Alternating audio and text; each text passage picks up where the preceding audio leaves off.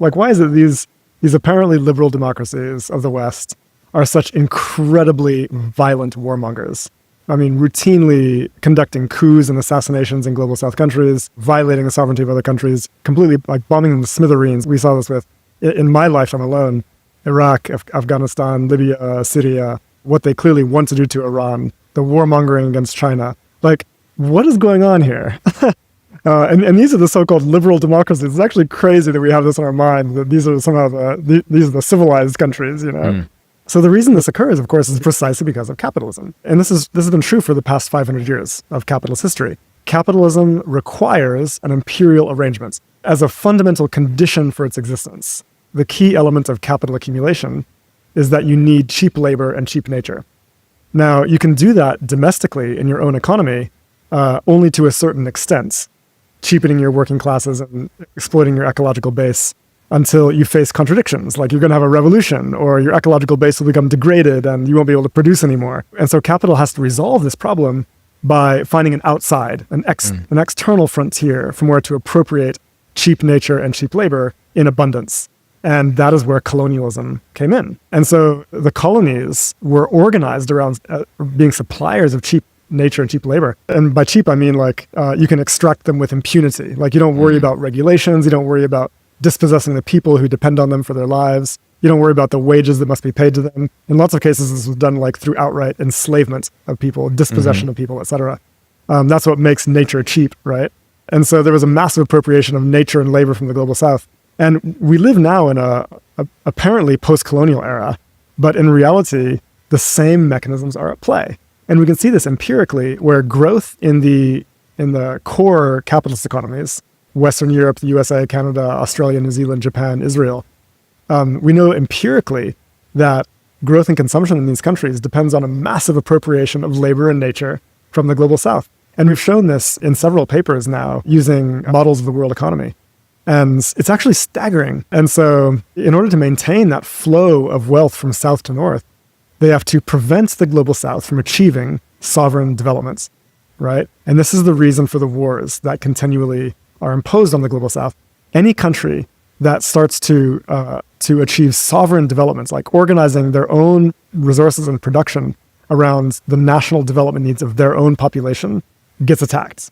And the reason is because when global South countries do that, it's good for the global South, for the workers and the people of the South, but it's inflationary for capital in the core because it increases the input price and makes profit maximization more difficult to achieve. And so what they want to do is they want to bomb those countries, destroy their development infrastructure, and make them cheap once again. This is crucial for the continuation of capital accumulation and is the main cause of imperialist wars.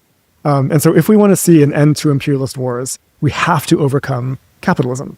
If you're a person that does not want to see bombing and genocide and literal slave labor, which is right now occurring in the Congo, which is crucial to the supply chains that make our technologies possible, right? I mean, the kind of exploitation that we're talking about that occurs in the global South to feed capitalist supply chains in the global North is unspeakable. And if this is concerning to anybody, then the solution is clearly a post-capitalist transformation. But here's the important point, is that the real agent of world historical transformation here is also going to be global South struggles for independence, for sovereignty. The states in the global South that want to break free from the imperialist arrangements and reclaim control over their own productive capacities and organize them around human needs and well-being and national development. Over and over again, the anti-colonial movement has achieved these objectives. And the immediate response from the West is to topple their governments and intervene militarily or through rigging elections, et cetera, et cetera.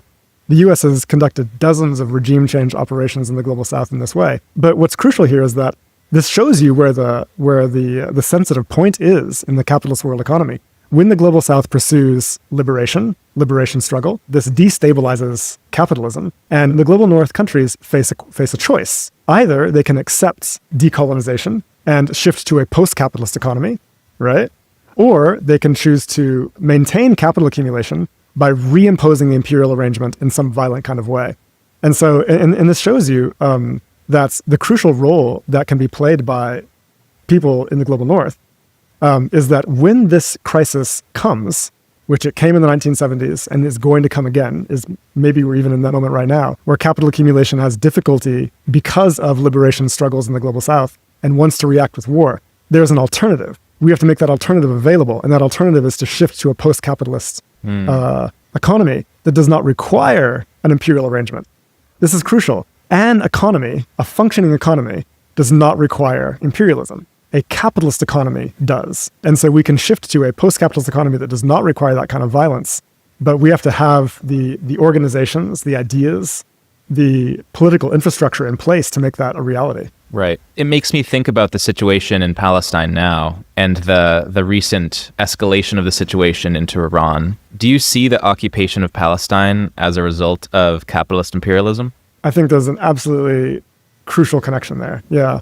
I think we have to understand that, like why does the U.S. support this genocidal regime, Israel, right? It's strange because it's deeply unpopular in the U.S. People want to see the genocide stop. They recognize that Israel is being extremely destructive, committing war crimes, violating international law, etc.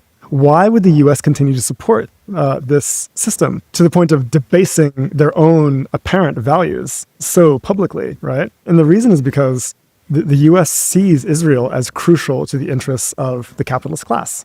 Now, let me explain exactly what's going on here. The U.S. started supporting Israel in the 1960s, right? Now, why was that?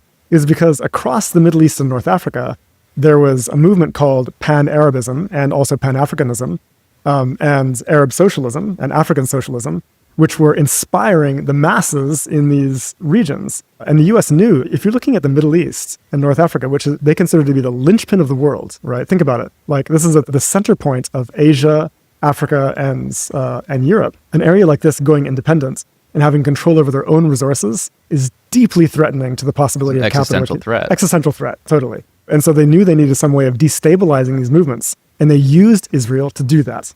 So Israel became kind of the attack dog of the United States. They armed it to the teeth. They directly used Israel to destabilize the more radical movements in the Middle East, the socialist movements in the Middle East, other progressive forces.